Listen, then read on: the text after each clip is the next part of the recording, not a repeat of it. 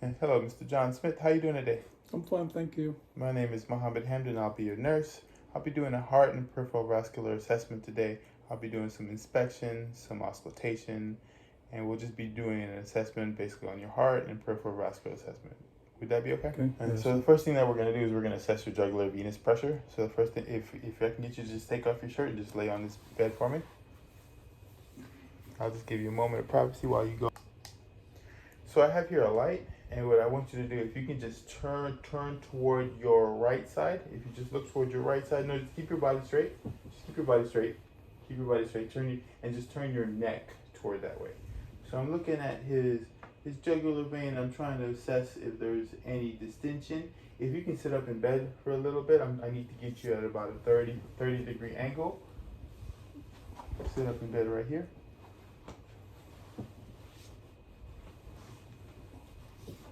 So right now with my patient at a 30 degree angle, I'm going to ask him to also just turn his head toward his right. And while he turns his head toward his right, I'm just going to shine a light here, and I'm just looking for any kind of distension. And there is no distension noted. You're auscultating your carotid arteries. Okay, so if you just sit, just relax. There is no blowing or swishing sounds noted with my patient. All sounds are normal and within normal limits. Now I'm going to be palpating your carotid artery. So with my 2 fingers, I'm just going to put my fingers right here. And I'm going to assess each carotid artery singularly, and I'm going to alternate toward the other side. The pulse is bounding at a +2 within normal limits, and it is smooth contour. There is no abnormalities noted. Now I'm going to be inspecting for any pulsations over the anterior part of your chest. So I have my patient in the supine position with 45 degrees, and I'm just inspecting his chest to see if there's any pulsations. There are no pulsations noted. All signs are within normal limits, and no abnormalities are present. Now, Mr. Smith, I'm going to be palpating the apical pulse. So we're going to have you in an upright position, and you're going to remain supine. Okay, we're going to have this in a 45 degree. So what I'm going to do is I'm just going to palpate your apical pulse right here. The apical pulse is within normal limits. It appears to be the size of a nickel. The amplitude is usually small, and it is. Now what I'm going to do, Mr. Smith, is I'm going to palpate for any abnormal pulsations. So I'm going to use my palm, and I'm going to be palpating at the apex, the sternal border, and at the base. There are no pulsations or vibrations on the areas that I've palpated. Everything's within normal limits. I'm also auscultating for his heartbeats, S1 and S2. S1 corresponds with each carotid pulsation, and it is loudest at the apex. So I'm auscultating both S1 and S2 on you, Mr. Smith. I'm just going to auscultate over the entire heart area. I'm going to use first the diaphragm, and then I'm going to use the bell. So I'm going over the entire area, hearing the beat rhythm and the beat rate. And now I'm going to go with the bell. There are no extra heart sounds noted over the entire heart area, and everything appears to be within normal limits. Mr. Smith, I'm just going to ask you to rotate just slightly toward your side. Just turn toward side right here, and I'm just going to use the bell, and I'm going to be auscultating for any extra heart sounds.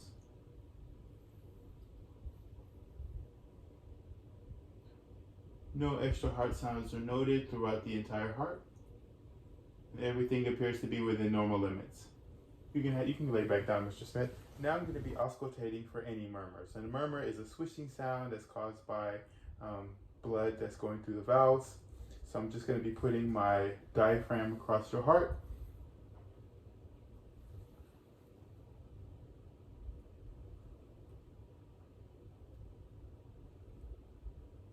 No murmurs are noted in auscultation. I have the patient sitting up now, and what I'm going to do is I'm just going to ask the patient to exhale, and as he exhales, I'm going to be listening to the apex of his heart. Exhale for me. Okay. Exhale again, breathe normal. S1 and S2 sounds are heard in a normal pattern. There is no abnormalities present. We're going to move on to the peripheral vascular system. And what I'm just going to get you to do is we're just going to sit up and I'm just going to be inspecting your arms. What I'm looking for, you just relax them. What I'm looking for is if there's any edema, if there's an observable difference between the left side and the right side, and both sides are equally.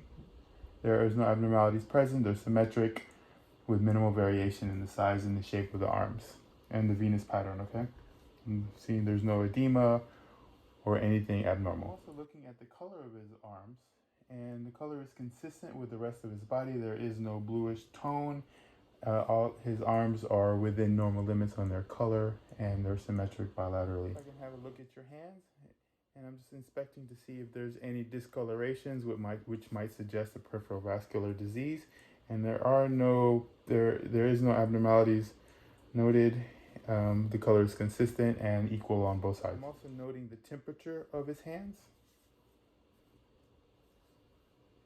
And the skin is warm to touch bilaterally. There is no deviations. Everything is the temperature is warm, and no abnormalities are noted. Next, what I'm going to do is I'm going to palpate to assess for capillary refill time. So what I'm going to do is I'm just going to take his thumb. I'm going to press down, and once I release, I'm just going to note on when his coloration comes back. Coloration comes back in less than 2 seconds for these hands.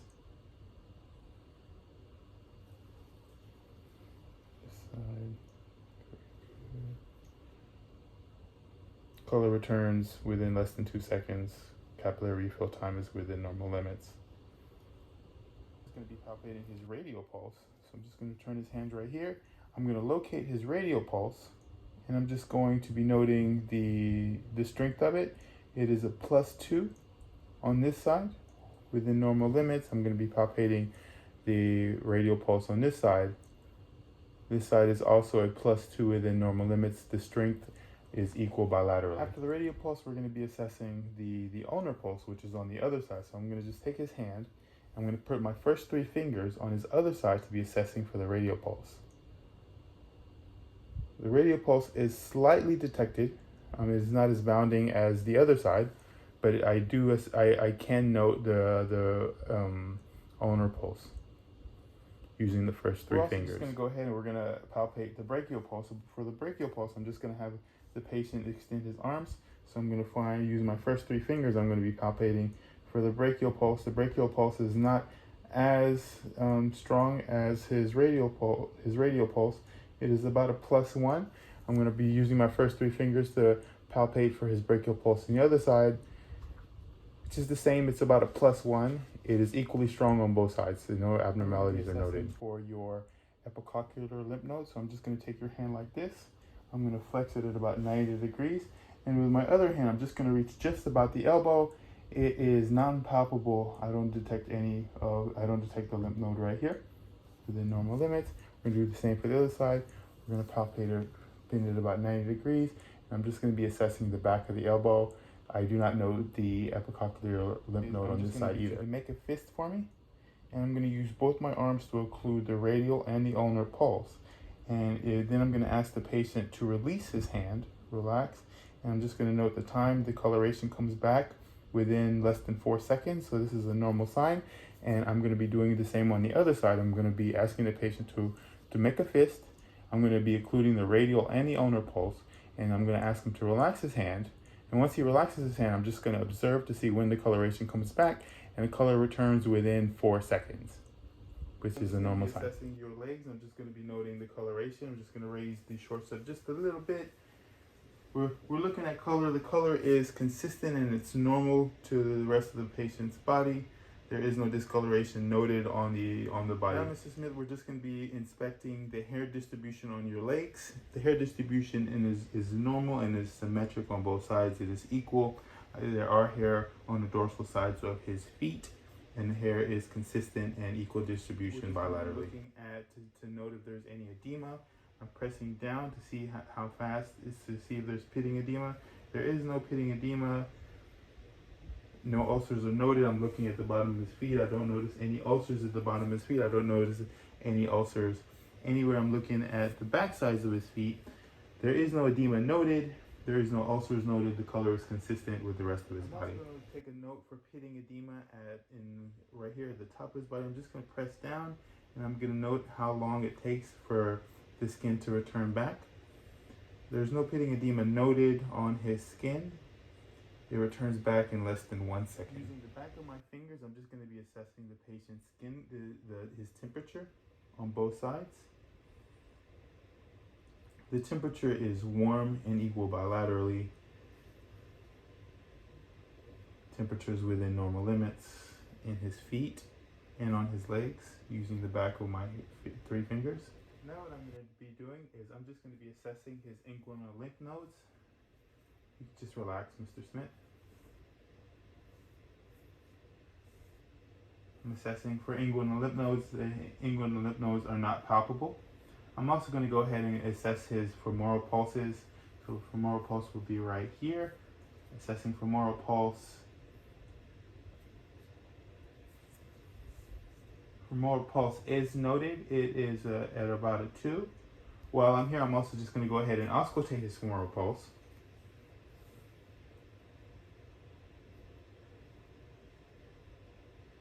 Femoral pulse is noted. The rate and rhythm is normal on this side. Femoral pulse is noted on this side as well. The rate and rhythm is within normal limits. While I have you in this position, I'm just going to go ahead and assess your popliteal pulse. So for the popliteal pulse, I'm just going to get you to bend your knee at about just a slight bend.